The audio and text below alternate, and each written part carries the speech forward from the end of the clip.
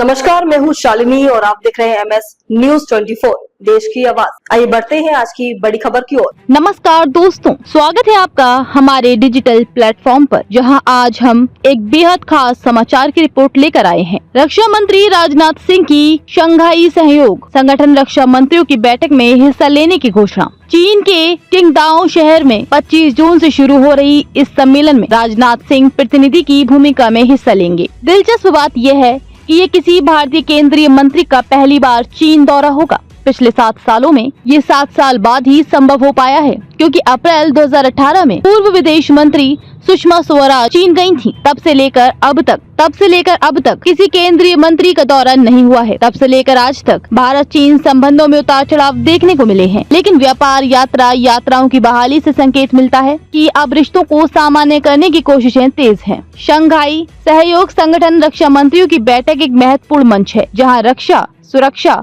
और सामरिक सहयोग के क्षेत्र में सदस्यों के बीच संवाद और समझौते होते हैं। चीन और पाकिस्तान के प्रतिनिधित्व से पता चलता है कि ये सम्मेलन दक्षिण एशिया और मध्य एशिया की सामरिक तस्वीर को नया रूप दे सकता है। दिलचस्प बात यह है कि पाकिस्तान के रक्षा मंत्री ख्वाजा आसिफ भी इसी सम्मेलन में आएंगे। इससे भारत और पाकिस्तान के अधिकारी एक ही मंच पर मिलेंगे। चाहे सांकेतिक रूप से ही सही, ये कदम क्षेत्रीय तनाव को कुछ हद तक शांत करने की दिशा में भी एक पहल हो सकता है। सम्मेलन के दौरान राजनाथ सिंह की मुलाकात चीन की रक्षा मंत्री एडमिरल डोंग जून से होगी। ये सिर्फ एक औपचारिक मुलाकात नहीं, बल्कि द्विपक्षीय बातचीत का हिस्सा होगी, जिसमें कई महत्वपूर्ण मुद्दे उठाए जा सकते हैं। वीजा नीति, मोदी सरकार और चीन के बीच यात्रा सुगमता को बढ़ाना एक प्रमुख एजेंडा हो सकता है। कैलाश मानसरोवर यात्रा, दोनों राष्ट्रों के बीच धार्मिक पर्यटन संबंधों में सुधार लाने की पहल हो सकती है। जल आंकड़ों का साझाकरण, ग्लेशियर, नदी और बांध संबंधित जानकारी साझा कर पारदर्शिता बढ़ाने पर चर्चा संभव है। हवाई संपर्क बहाल, पुरानी विमान सेवाओं को पुनः शुरू करने की संभावना पर विचार विमर्श हो सकता है।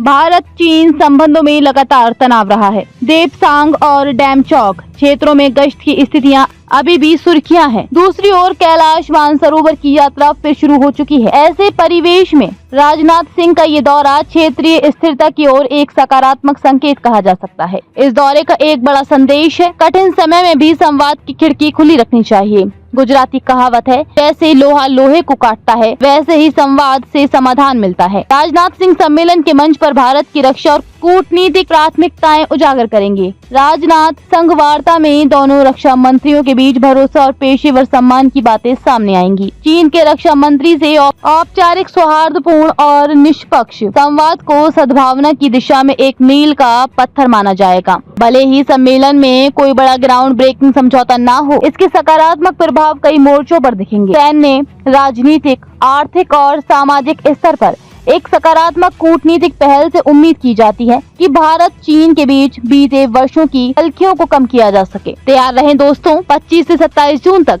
चलने वाली इस बैठक के नतीजों पर हम आपकी नवीनतम जानकारी समय पर पहुंचाएंगे। अगर आपको ये विश्लेषण पसंद आया हो, वीडियो लाइक करें, चैनल को सब्सक्राइब करें और जरूर बताइए। खबरों में अब तक के लिए बस इतना ही। फिर होगी आपसे मुलाकात, तब तक के लिए नमस्कार और देखते रहिए MS न्यूज 24 देश की आवाज।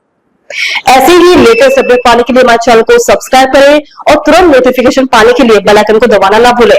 यदि आप हमें फेसबुक या इंस्टा के माध्यम से देख रहे हैं तो हमारे पेज को फॉलो जरूर करें। धन्यवाद।